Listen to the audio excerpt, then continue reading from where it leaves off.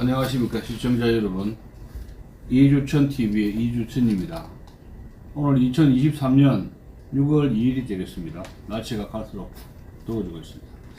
자, 이 시간에는 다시 사설 나라 곳간 털어먹은 문재인 정권의 국정농단, 문재인 정권이 나라 곳간을 어떻게 털어먹었는가 아주 좋은 칼럼을 소개를 해드리겠습니다. 정규수 전 경향신문 그리고 시사저널 기자입니다. 정기수 기자의 칼럼, 나라 곳간 털어먹은 문재인 정권의 국정농단이 어떠했는가, 그 실태를 고발하는 겁니다. 참 제가 이거 읽어보니까 참 기가 찹니다. 문재인 정권을 국민들이 찍어줬지 않습니까? 촛불 세력이 찍어준 거 아닙니까? 허허허 하면 잘해봐라. 나라 거들려버릴 것이에요. 국민들이 책임져야 돼요. 자, 봅시다. 지난 한 주 사이에만 문재인 정권 사람들이 국정농단을 하며 나라 곳간 털어먹기 경쟁을 벌린 굵직한 일 3가지가 보도가 되었습니다. 선관위와 국정원 직원 채용 농단, 그 다음에 3번째 탈원전 농단의 구체적 피해액 산출, 무의도식 공수처 설립 농단의 초라한 성적표 등등입니다. 하나하나가 한숨이 나오고 분노가 치밉니다. 이 3가지는 빙산의 일각일 가능성이 매우 높습니다. 윤석열 대통령 임기 내내 문 정권의 비리, 복마전에 쓰레기들이 까발려지고 악취가 진동하게 될 것입니다. 윤석열 정권은 문재인 정권의 그 쓰레기, 비리, 쓰레기 치운다고 4년 세월이 다 가게 생겼어요. 대한민국 선관위는 세계 유례가 없는 독립성과 방대한 조직, 해외 포함 약 300개 지역 선관위죠. 대규모 예산 연 4천억 원, 인원 총 3,000명을 가진 헌법기관입니다. 3.15등 과거 부정선거가 탄생시킨 이 사치스러운 공무원 조직을 문재인 정권에서 완전히 말아먹었다는 겁니다. 선관위원 9명 가운데 문재인, 김명수 민주당 지명 선관위원이 무려 7명입니다.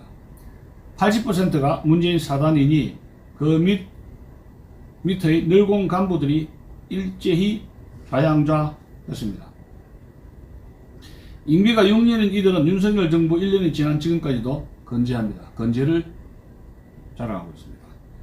선관위 전 현직 사무총장과 사무처장 등 간부 6명이 자녀들을 지역 선관위 경력 직원으로 뽑고 1년 안팎의 승진까지 시키는 인사비리를 저질렀습니다. 이들 범법자 손에서 소쿠리 투표 사건이 난 건 당연합니다. 헌법적 독립기관이랍시고 감사원 감사도 거부했습니다. 4, 5년에 한 번씩 있는 선거 관리를 위해 그 많은 국내외 조직과 직원이 과연 상시적으로 필요한 건지 들여다봐야 할 것입니다. 선거 관련 조사에는 검찰 이상의 권한도 휘두릅니다. 소쿠리 조사 때 선관위 직원들이 뒤에서 당시 야당 국민의힘 의원을 향해 쟤 누구야 날려버려! 라고 했다는 보도는 그들의 무소 불의 권력을 폭로하고 있습니다. 그들은 북한으로부터 해킹을 당한 사실조차도 모르고 있었습니다. 선관위의 공정한 선거 관리를 믿는 사람들은 지금 얼마나 있겠습니까? 저는 거의 없다고 봅니다. 기회는 평등하고 과정은 공정하며 결과는 정의로울 것이라고 한 문재인의 취임사를 이 기관 간부들은 대표적으로 조롱을 했습니다. 그러나 그런 농단이 이 기관에서만 일어났을까요? 전국의 모든 부처 산하기관들에서 광범위하게 자기들 곳간 빼먹는 부정행위들이 성행했을 것입니다. 그 한 예가 바로 며칠 전 두 전 국정원장 서훈과 박지원 사무실과 자택 압수수색으로 드러났습니다. 영장에 따르면 박지원은 취임 한 달 후 국정원 유관기관인 국가안보전략연구원에 부하 국회의원실 보좌관 2명을 밀어 넣었습니다.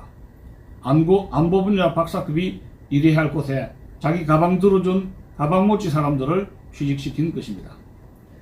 검수완박과 함께 검사를 잡기 위해 김대중 노무현 참여연대가 추진한 것으로 문재인이 마무리한 사실상 검수처, 검찰 수사처에 참혹한 성적표도 나왔습니다. 2년 동안 283억 예산을 써서 한 일이 단 3건의 기소에 불과했습니다.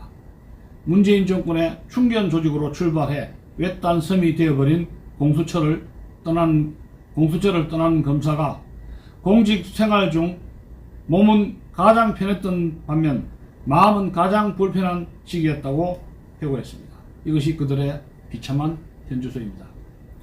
보수 일각에서 제2의 윤석열이 될 수도 있다는 순진한 기대를 받기도 했던 판사 출신 공수처장 김진욱은 변명이라도 좀 해보라. 예산 쓸 데가 없어서 수사를 못하니 해외 출장, 호주, 뉴질랜드, 반부패 수사기관 방문 등 갈 생각이나 하지 말고 말이다. 이렇게 말했습니다. 서울대 원자력정책센터가 문재인의 탈원전 정책 피해액을 계산해 발표한 보고서는 또 문재인 국정농단의 첫 계산서입니다. 이념 영화 한 편을 보고 국가 에너지 대계를 함부로 바꿔버린 무모한 지도자가 나라에 끼친 손실액이 자기 재임 중 23조이고 2030년까지 25조 추가될 예정입니다. 그러고도 이 사람은 전혀 반성 기미가 없이 책방 주인 놀이에만 빠져 있습니다. 그에게 들어가고 있는 연금 월 1,400만 원이야 어쩌지 못한다 하더라도 65명 경호인력 예산이라도 대폭 줄여야 국민들 마음이 좀 편해질 것입니다. 이것이 정기수 기자의 칼럼이었습니다. 여러분들은 어떻게 생각하시는지 댓글로 남겨주시기를 부탁드립니다. 참 이 나라 참 산 넘어 산입니다. 참 큰일 났습니다. 자, 안녕히 계십시오.